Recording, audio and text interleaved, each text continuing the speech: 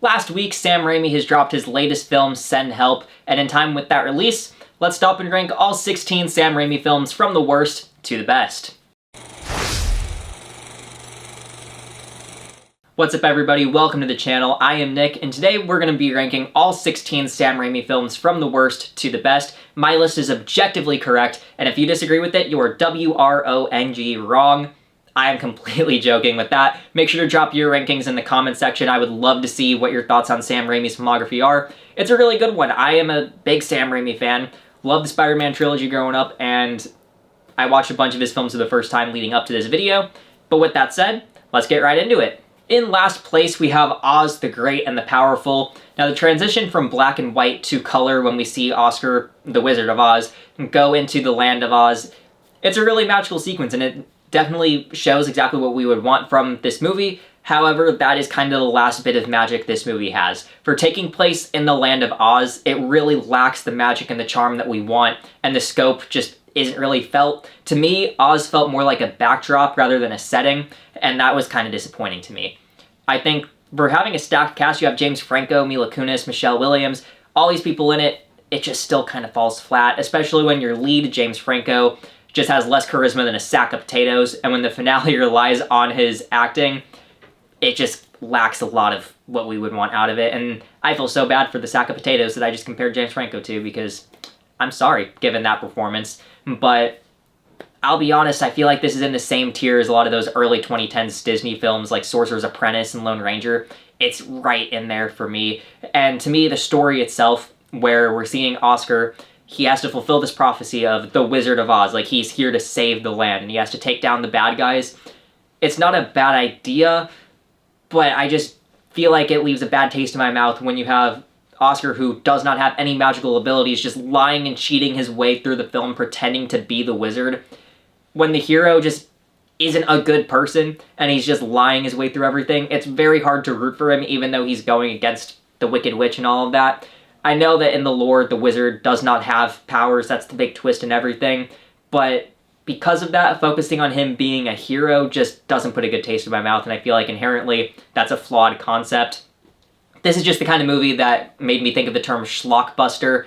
It's kind of there for me. Then in 15th, we have Crimewave. This is a movie that Sam Raimi made in between Evil Dead 1 and 2. It is kind of a forgotten movie that he's done. Even IGN didn't include it on their ranking, but I am doing it. I watched it. I did my work. This is what you get out of this channel. IGN, they have nothing on me. But on paper, this doesn't seem like a bad concept at all. You have Sam Raimi directing it. You have the Coen brothers who wrote this early on in their career before they did Raising Arizona and all these other films. So they have the talent there. Some young, experienced people now that going back, these two working together sounds really interesting. The problem is this movie turned out like Crimewave.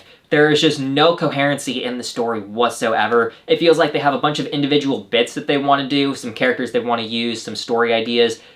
It just doesn't really flow together at all. You have some humor that really works. They try to go this Looney Tunes slapstick direction, and sometimes it works. Some visuals look really cool, and you can see elements of early Raimi's talent.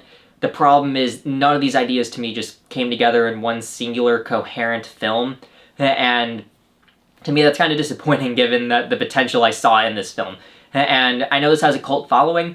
I'm very happy it does, so that way this movie can be remembered, and also that people just enjoy this, because I see a world where Crimewave works. The problem is the product that we got, it just doesn't really feel like it came together completely. Then in 14th, we have For Love of the Game. I love sports movies. I love sports. So I was hoping this would be like an underrated gem for me from Sam Raimi's filmography that I would enjoy.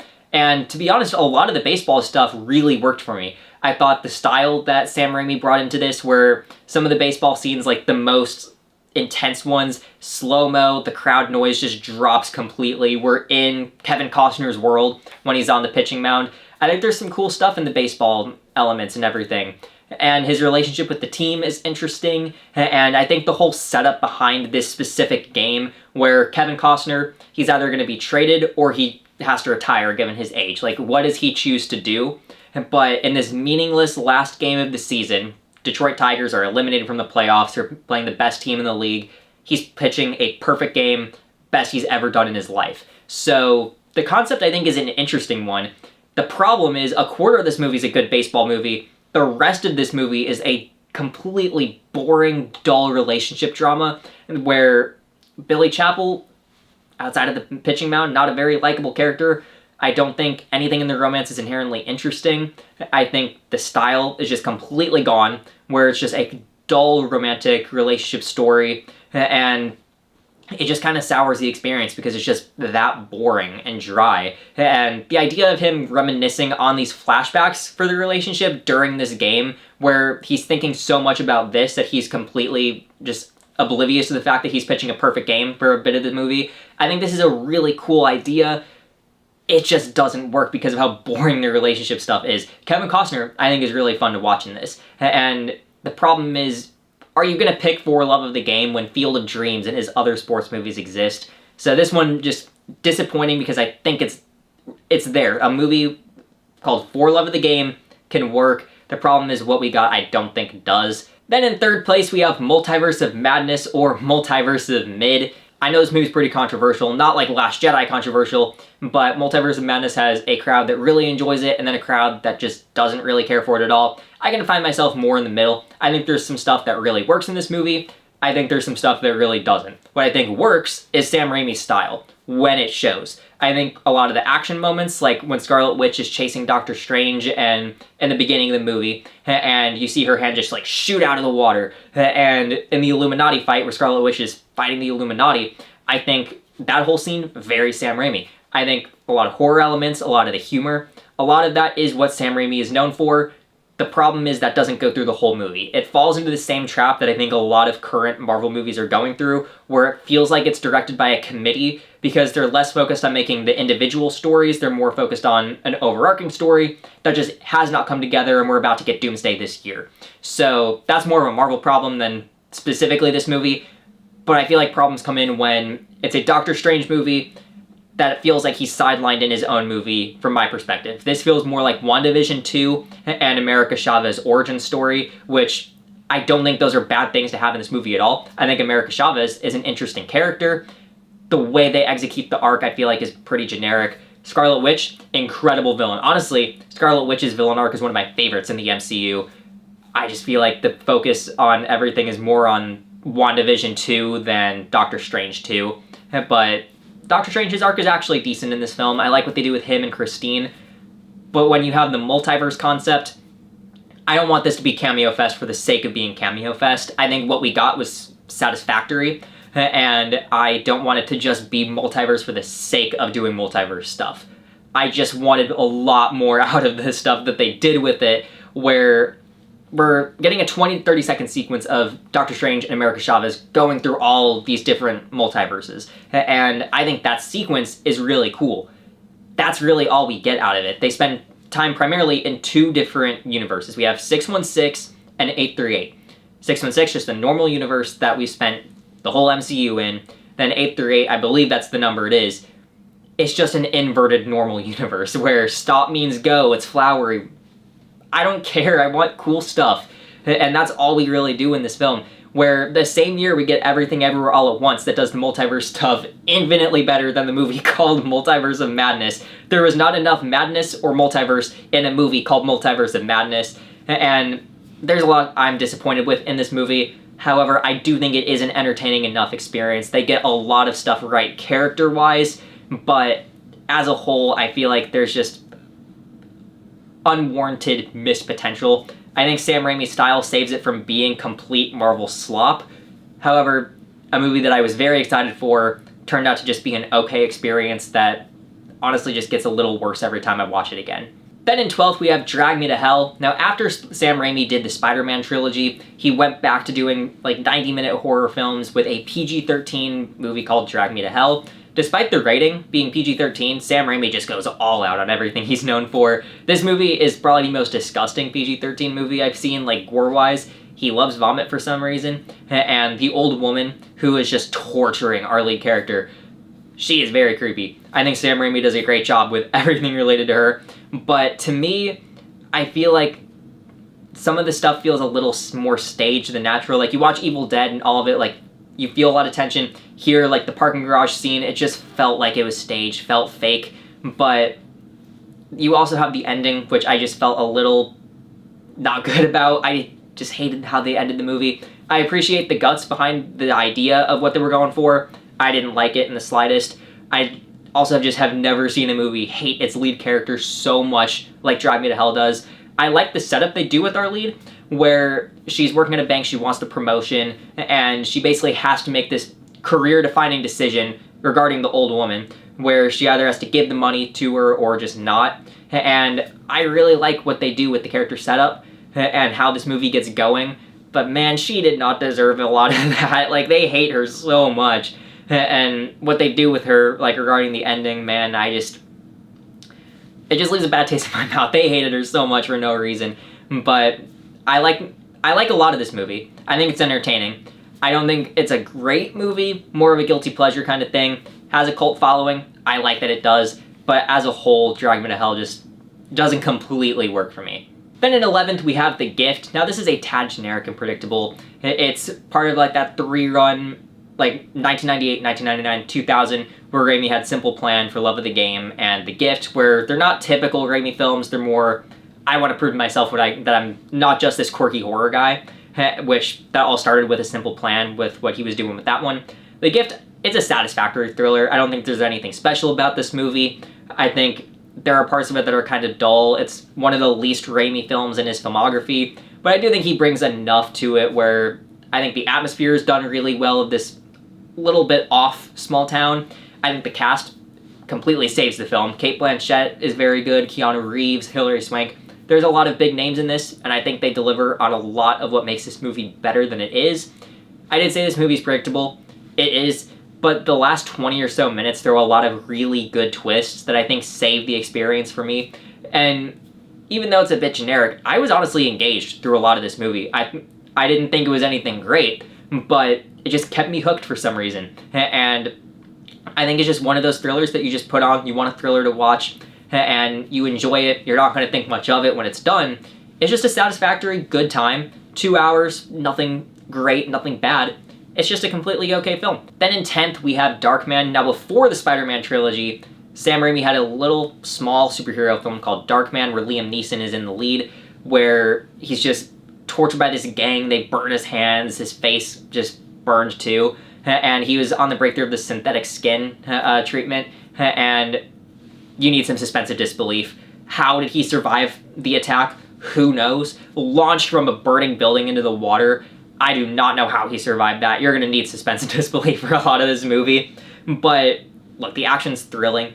I think Liam Neeson is a lot of fun in the role here. And I don't think it's above anything than just an okay crime thriller. There are people who like this movie a lot more than I do. And the movie got 2 sequels, so clearly Darkman did some stuff right. I think it's an enjoyable film. Liam Neeson and Frances McDormand are very good in this. And I love a lot of the action. I love the idea of this little crime caper that he was doing. And I think it's a fun piece of Sam Raimi's filmography. It's the rated R superhero film he did before Spider-Man. It's an enjoyable one. I'm going to catch those 2 sequels because I'm interested in watching them because I like Darkman. Then in 9th, we have Spider-Man 3. I'm a defender of this movie. I know it's getting some revisionist history. People are starting to turn around on it and start to enjoy it a lot more. I think the Bully Maguire memes definitely carried a lot of it. But I enjoy this movie. I'm a defender. There's definitely too much random, absurd goofiness, especially regarding the Bully Maguire stuff. But I really love a lot what they did with Sandman and Harry Osborn's arcs. I think they do a really nice job with the emotion behind Sandman's story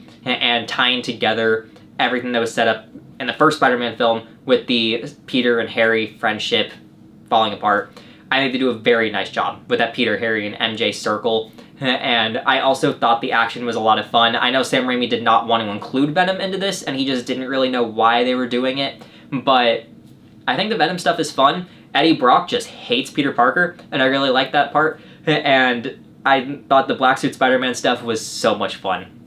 It's just a fun movie, and I think Darkman's a better made film, but I'm putting Spider-Man 3 above it because I just enjoy this movie so much. And yeah, it's not a great movie, but I think it does so much right. You can call some of it cheesy. I don't care. I'm a Spider-Man 3 truther, and look, I enjoy it. It's in the guilty pleasure camp 100%. Same as like Drag Me to Hell in the guilty pleasure area, to be honest.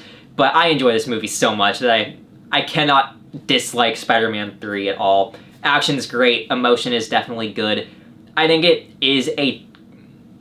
it's not as good as 1 and 2, so I can understand not liking it as a finale, but I think the story does a lot of good stuff to make this a satisfying finale of the Spider-Man trilogy that Sam Raimi did. Then in 8th, we have Send Help, the latest film that he has released, and this is the first rated R film he did since The Gift, so 25 years Sam Raimi went without doing a rated R film, and he missed it 100%, because I'm going to be honest, I think this is the most gruesome, like, disgusting film that Sam Raimi did since Army of Darkness, where Simple Plan and The Gift are rated R, but they're not Evil Dead rated R with the violence. Send Help goes all in on that, where it's the meanest, most intense, specifically that boar hunting scene, where it is gory.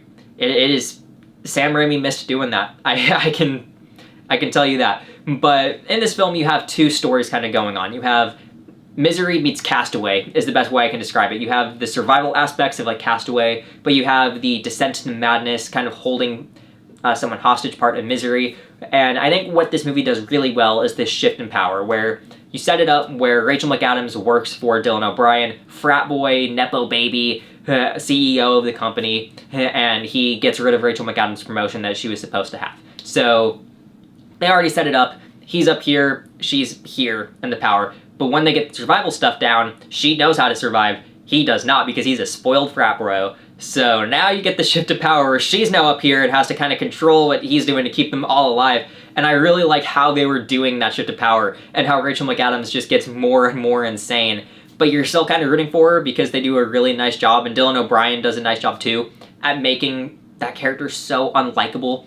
But Rachel McAdams, just fantastic. The way that she's very goofy and awkward, where no one in the office likes her, but the audience is able to get behind it, and just the way they do her arc, I like it. And the ending, the third act is so gruesome. It is, I sound psychotic how I just said that, like I'm enjoying it that much, but the ending of this movie is phenomenal. I loved just the winking at the camera. It is very Sam Raimi, and I really liked it. This really felt like a return to form after Osgood and Powerful and Doctor Strange 2 and all that. This feels like a nice return to form for what we love out of Sam Raimi.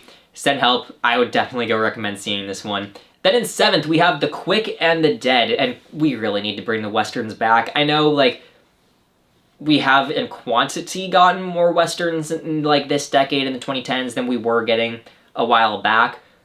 But more mainstream Westerns, please. Come on, more Quick and the Deads. We need some more stylistic modern Westerns, because, come on, we need more of these. Now, Sam Raimi, he drew a lot of inspiration from the Sergio Leone Man with No Name trilogy with Clint Eastwood. But let's be honest, if you're making a Western, you are drawing inspiration from Sergio Leone. I love those movies. That's probably one of my favorite trilogies ever, maybe my favorite trilogy. So anything that is very much Sergio Leone inspired, I'll be down to watch it. So that's probably why Quick and the Dead's a bit higher on this list than I've seen other rankings of. But Sharon Stone is our lead. She is horrifying through the whole thing. Like, she was awesome in this, very, very cool lead. And the supporting cast is also kind of insane when you think about it. You have Gene Hackman in this, so like 3 years after he did Unforgiven. Then you have Russell Crowe, you have a young Leonardo DiCaprio. So the names in this film are insane. DiCaprio was great, Gene Hackman was great, Sharon Stone was incredible. And the concept is very straightforward, where it's just this quick draw competition. And Sharon Stone just comes into this town, she enters it. But I like how they're doing this whole redemption arc inside of it. Gene Hackman just gets increasingly more evil as he's just upping the stakes of this quick draw thing. And I like how they're handling Sharon Stone's character, her backstory, what this actually means to her. I like what they're revealing through a lot of it as the stakes increase. And it's not anything super special, but I just really got into this one. I very much enjoyed Quick and the Dead. I want to watch it again, like, honestly. It was really fun to watch. And I like the world that Raimi created in this town of redemption. Redemption arc in a town called Redemption. Interesting. Is it possible to improve on perfection? Then in 6th place, we have A Simple Plan. This is a moral dilemma drama after this trio of brothers discover a bag of money worth $4.4 million. And I really enjoy the character decisions in this. Wow, it just keeps getting more and more immoral of what they're doing to keep the money, what they should do with it, their decisions on hiding people from knowing about it, and each character just gets more and more insane as this goes on. And it does a nice job of showing how money can ruin people and it can bring out the worst of them, where even Bill Paxton, who's our lead, his wife gets a little more into this whole dilemma. Billy Bob Thornton is in this, and he does a really good job. Fun fact, Billy Bob Thornton acted in this movie, worked with Sam Raimi on it. 2 years later, he wrote the script for The Gift and reunited with Sam Raimi for that one. Credit to Sean Chandler. I watched his ranking and I got that fun fact. This is honestly a huge departure from what Sam Raimi is known for doing. As I said before with The Gift, I think I said it with The Gift, this is like part of the 3 in a row that Sam Raimi did where it's not really what he normally does, but he wanted to prove himself as more serious. He wanted to avoid the horror stuff, the quirky stuff, and prove he can be a serious studio film director. And I think Simple Plan is easily the best of those 3. This ups the tension completely. I love how they're just revealing more about where this money could have come from. I love how Sam Raimi is able to even add some horror elements to this. It's a perfect movie to watch in the winter, to be honest. It takes place in the winter, so I would totally recommend checking out Simple Plan pretty soon before the snow melts, because hey, the groundhog said 6 more weeks, so you have 6 weeks, according to Punxsutawney Phil, to watch this movie appropriately with the season. Then in 5th place, we have The Evil Dead, and Sam Raimi's debut film shows off a very, very talented young filmmaker. The first Evil Dead is a very contained horror story of just this group in a remote cabin and these weird things start happening to them. It isn't as quirky as the future Evil Dead films. It's more just self-contained horror in this one location, and this is very gruesome. It's very claustrophobic. We only leave the woods like once or twice when we're in the cabin, and it is one of the most disgusting scenes I've seen in my life with the tree. You know what I'm talking about. But even though this isn't as quirky as Raimi's future Evil Dead films, I really like just the more strict horror aspect of this and how they're building up this Ash character that is very awesome. And I just love the more serious side of this one. This was my first time watching Evil Dead, and of course all the rest of them. So this is my first time watching these movies, and I already am just waiting to watch these in October again. Then in 4th place, we have the first Spider-Man film, even 24 years later, after we've had almost 2 MCU sagas, we've had DC try to do a universe, and a bunch of other superhero films. I still think this is one of the best origin stories in superhero films all time. I think just everything regarding Peter's coming-of-age arc is just executed so well, where Peter finds a new identity in Spider-Man, but Spider-Man helps him find his own identity in Peter Parker. I think all of that is just done really, really well. The emotion with Uncle Ben is really good too. But I like how Peter's arc contrasts Green Goblin, or how Green Goblin contrasts Peter, where you have this villain arc for Norman Osborn, where the Green Goblin makes him go downwards while Peter is going upwards. You have that nice contrast where one is growing and maturing while the other one is descending into madness. And I really like just that nice contrast. And of course, Willem Dafoe. I think Doc Ock is my favorite Spider-Man villain, but Green Goblin, Willem Dafoe's performance is just undeniably like one of the best superhero villain performances we've ever seen. So just so much good in this first Spider-Man film, and it's so iconic that it cemented itself in pop culture. Like, half of this movie is just, maybe even more than that, is just immortalized on the internet. Like, you have the human spider, like, the man spider, I forgot, like, his wrestling name, I missed the part where that's my problem. Like, this movie is just immortalized, and just from internet alone. But I just think the origin story is what made this movie so good in the first place. And yeah, it's a little rough around the edges, a little corny in some parts of this, obviously. And I think there's a little bit of pacing issues somewhere around this film, but I mean, of the 2000 superheroes, this is just near the top of that decade of superhero films, and also just, to me, one of the best origin stories we've had for comic book media. Then in 3rd place, we have Army of Darkness. Now, going into the Evil Dead films, I thought this had the coolest premise of all of them. Ash is going back in time to, like, medieval times to fight off everyone. Like, this is such an awesome idea, and it delivered on everything I wanted. Honestly, I think this is the coolest characterization of Ash in the trilogy.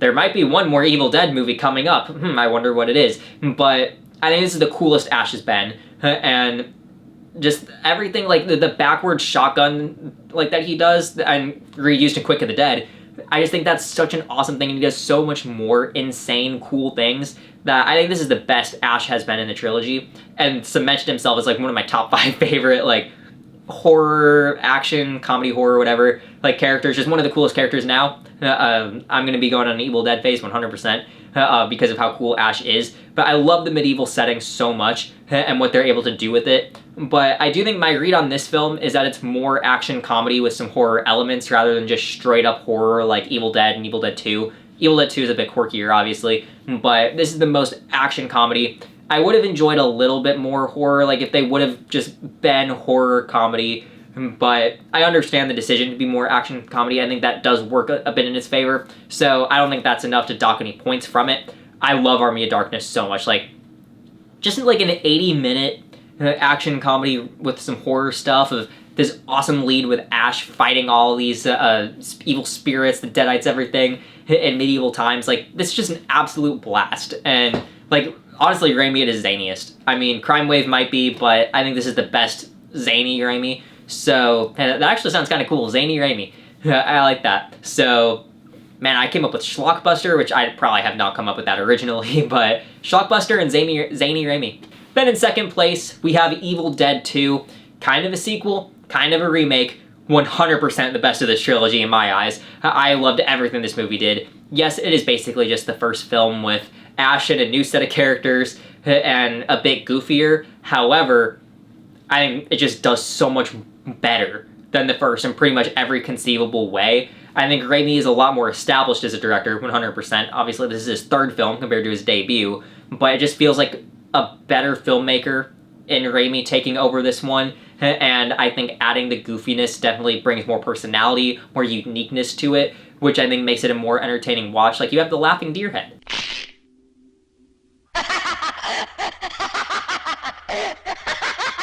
But I also think Ash is cooler in this film than he was in Evil Dead 1, in which I love how much more they do with Ash. Make him cooler, or as I should say, groovier. Groovy. But then you have that finale, which, when I was watching it, I'll be honest, when I was watching like the first hour, I was thinking, I really enjoy this. I don't know why it's held in masterpiece territory compared to the first, but we get that finale, and holy crap, that finale was so cool. Like, actually one of the coolest 80s horror film sequences I've ever seen. It was that cool. And just the concept that they do, like, setting up Army of Darkness with the time travel that Ash is going to do in that movie, like, it just goes all in, and it works so well. Like, everything about Evil Dead 2 works incredibly. Like, Bruce Campbell saying that they needed Crimewave to fail, I am so happy it did. Like, I said I wanted to like it, but if we got Evil Dead 2 out of it being bad, then thank you, Crimewave, for being terrible at your job. Evil Dead 2 is awesome. This immediately became one of my favorite 80s horror comedies, horror films, just all time, like, of the 80s, and honestly might crack my top 10 for horror. This movie was awesome. In first place, we have Spider-Man 2. My entire top 3 of this ranking were sequels. Evil Dead 3, Evil Dead 2, Spider-Man 2. So, yeah. All of them were sequels, so that's great. But honestly, who cares? They're all fantastic movies. Spider-Man 2, this is my favorite live-action Spider-Man film. One of the best superhero sequels of all time, in my opinion, too. I like it more than No Way Home. I like it more than Homecoming. I don't think it's my favorite Spider-Man. The Spider-Verse movies are that good. Spider-Man 2, by far the best live-action Spider-Man. 100%. It expands upon everything the first film did so well. Like, everything that the first film did with coming of age, contrasting villains, everything that it did so perfectly for an origin, I think Spider-Man 2 just expands on all that stuff so well. I love how much they do with, like, the aftermath of Peter killing, like, Norman Osborn, how that's going to affect his friendship with Harry. I love everything they're doing with him and MJ. Like, just the character drama going on top of the superhero stuff, I think is done so well. Doc Ock, again, I think Willem Dafoe is one of the best villain performances in a superhero film all time. I like Doc Ock a little bit more than Green Goblin, and I love that failed mentor relationship between Peter and Otto Octavius that they did with this, with, you know, Peter and Otto, and then Spider-Man and Doc Ock. I really love how much they do with all of that, and just this epic superhero story of Spider-Man versus Doc Ock. But at the core of this is this character drama where Peter starts to lose that relationship with MJ. Well, not start to lose, he lost it. And then you have, like, the drama with himself where he's losing that identity and starts losing his powers, but he has to try to gain that confidence back as Peter Parker to make Spider-Man work. So, I mean, it's just such a great character drama in this superhero story. all of that, like, I think those rough edges that I found in the first Spider-Man just amazingly, like, just fixed in this film. Like, Spider-Man 2, easily, as I said at the start of, like, the Spider-Man 2 sequence of this video, best live-action Spider-Man film, one of the best comic book films of all time, in my opinion, still, 22 years later. Spider-Man 2, I think, gets everything right, and is my Sam Raimi favorite. So thank you all for watching this video. I hope you enjoyed it and made it through this, because this was a holy yap session. I think it's going to be like 40 minutes almost. So thank you for sticking through it if you did. If you didn't, then you suck, but you weren't here to hear that. So thank you all for getting through this and watching this video. I hope you enjoyed it.